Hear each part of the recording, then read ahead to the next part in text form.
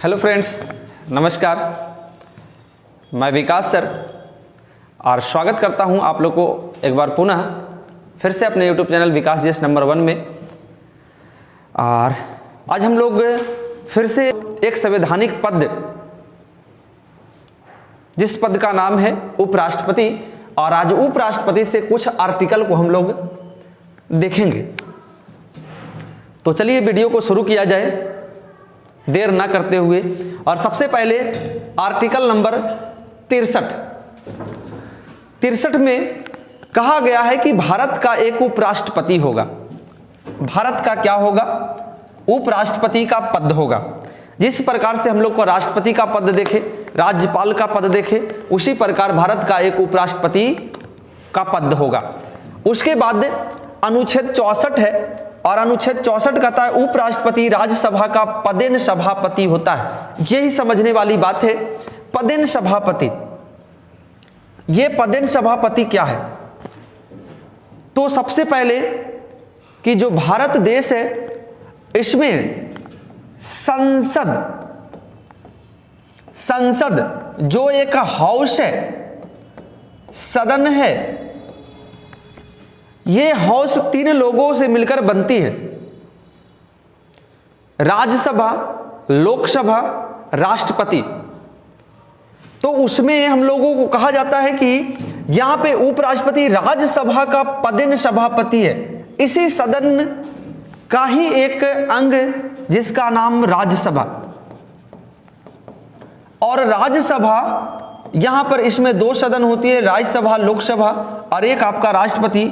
इस तीनों को मिलाकर ही संसद की निर्माण होती है। और इसमें राज्यसभा एक ऐसी सदन है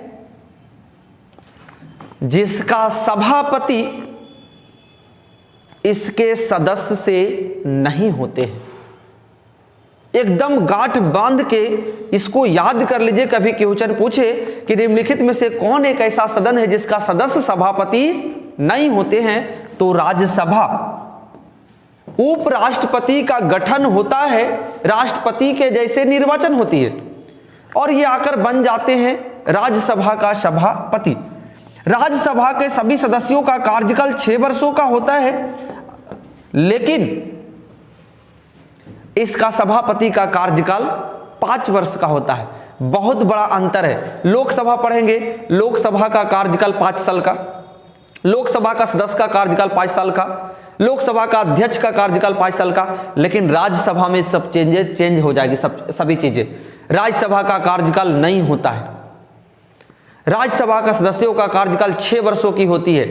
राज्यसभा के सभापति का कार्यकाल 5 वर्ष का होता है, और उपसभापति का कार्यकाल 6 वर्ष का होता है, क्योंकि उपसभापति इन्हीं के सदस्य से बनते हैं। तो ये ही कहता है कि जो भारत का उपराष्ट्रपति होंगे, राज्यसभा का पदेन सभापति होंगे। आगे अनुच्छेद 65, राष्ट्रपति के आकस्मिक पद रिक्त होने के बाद उपराष्ट्रपति काम करने आएंगे।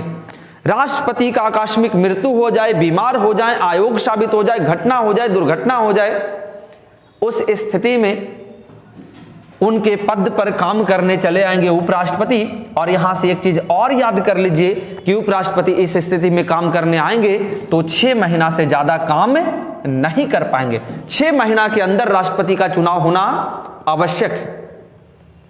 तो राष्ट्रपति के आकस्मिक पद खाली होने के बाद उपराष्ट्रपति काम करने आएंगे। उसके बाद अनुच्छेद 66 देख रहे हैं, और 66 कहता है उपराष्ट्रपति का निर्वाचन। अब यहां पर उपराष्ट्रपति का निर्वाचन से थोड़ा सा समझेंगे हम लोग। उपराष्ट्रपति का निर्वाचन से संबंधित कहता है उपराष्ट्रपति का निर्वाचन जिस प्रकार राष्ट्रपति का निर्वाचन होती है उसी प्रकार होती है। थोड़ा सा प्रक्रिया शॉर्ट में आप लोग को दिखाते हैं। सबसे पहले एक निर्वाचन मंडल का गठन होगा। इस निर्वाचन मंडल में राष्ट्रपति में 3 लोग शामिल होते थे, लोकसभा के निर्वाचित सदस्य, राज्यसभा के निर्वाचित सदस्य, और राज्यों के विधानसभा के निर्वाचित सदस्य। लेकिन यहां पर 2 सदन के निर्वाचित सदस्य शामिल होंगे, लोकसभा और राज्यसभा। यह ध्यान देने वाली बात है। निर्वाचन मंडल की गठन होगी, इसमें 20 प्रस्तावक होंगे, 20 अनुमोदक होंगे और फिर प्रक्रिया आगे बढ़ेगी। वही गुप्त मतदान के द्वारा, अप्रत्यक्ष मताधिकार के द्वारा उपराष्ट्रपति का निर्वाचन किया जाएगा। उसके बाद 67 आर्टिकल 67 में है उपराष्ट्रपति का कार्यकाल, अभी जस्ट बताए उपराष्ट्रपति का कार्यकाल 5 सालों की होती है। गलती से भी 6 वर्ष मत मारिएगा, 5 सालों की होती है। राज्यसभा का सभापति होते हैं, लेकिन ये राष्ट्रपति के रूप में निर्वाचित होते हैं। इनका कार्यकाल 5 साल का होता है। 68 में है 68 में राष्ट्रपति के पद रिक्त होने से पूर्व निर्वाचन का प्रावधान, यानी जिस प्रकार राष्ट्रपति का पद निर्वाचन खाली होने से पहले, यानी कार्यकाल पूरा हो रहा है तो उससे पहले निर्वाचन हो जाएगा। ऐसा नहीं कि समाप्त हुआ अब निर्वाचन की प्रक्रिया शुरू हो रही है, 3 महीना निर्वाचन की प्रक्रिया होगी, फिर उपराष्ट्रपति बनेंगे, फिर शपथ ग्रहण, नहीं। इनका पद पूरा हो रहा है, मान लिया 25 तारीख को, तो 25 तारीख को पूरा प्रक्रिया हो के नए वाले उपराष्ट्रपति शपथ ग्रहण लेंगे। चुनाव की प्रक्रिया पहले ही हो जाएगी, यानी पद खाली होने से पहले निर्वाचन की प्रावधान हो जाना चाहिए।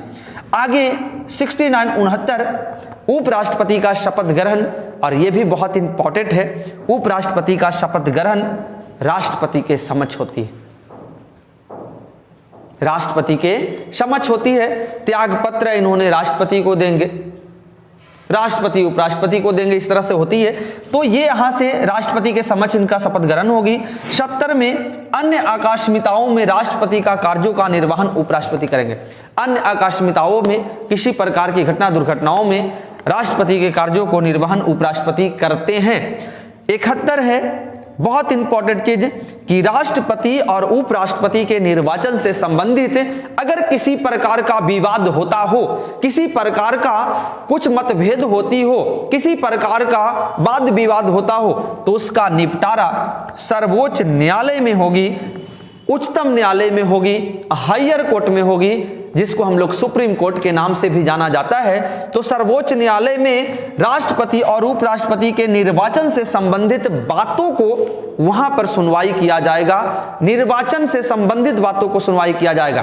तो ये आर्टिकल हम लोग उपराष्ट्रपति से संबंधित आज देखे हैं, और इसमें एक बार फिर से देखते हैं। 63 में भारत का एक उपराष्ट्रपति होंगे। 64 में उपराष्ट्रपति राज्यसभा का पदेन सभापति होंगे। 65 में राष्ट्रपति के आकस्मिक पद रिक्त होने के बाद उपराष्ट्रपति काम करने आएंगे, लेकिन कितने वर्ष तक, कितने दिन तक, तो ज्यादा से ज्यादा 6 माह तक। 66 उपराष्ट्रपति का निर्वाचन की प्रक्रिया। 67 में उपराष्ट्रपति का कार्यकाल। 68 में उपराष्ट्रपति के पद रिक्त होने से पहले चुनाव करवा लेना है। 69 उपराष्ट्रपति का शपथ ग्रहण। 70 अन्य आकस्मिकताओं में उपराष्ट्रपति काम करेंगे, और राष्ट्रपति और उपराष्ट्रपति के निर्वाचन से संबंधित जो भी वाद विवाद हो, निपटारा उसका जो भी फैसला होगा सर्वोच्चतम न्यायालय में होगी, उच्चतम न्यायालय में होगी, हायर कोर्ट में होगा, सुप्रीम कोर्ट में होगा। तो आशा करते हैं कि अंत तक इस वीडियो को जो भी देखेंगे सभी लोग को उपराष्ट्रपति से संबंधित आर्टिकल, कि उपराष्ट्रपति से संबंधित क्या क्या आर्टिकल है, किस प्रकार निर्वाचन होती है, कितना कार्यकाल होता है, सारा समझ में आ जाएगा। तो इसी के साथ जय हिंद, जय भारत।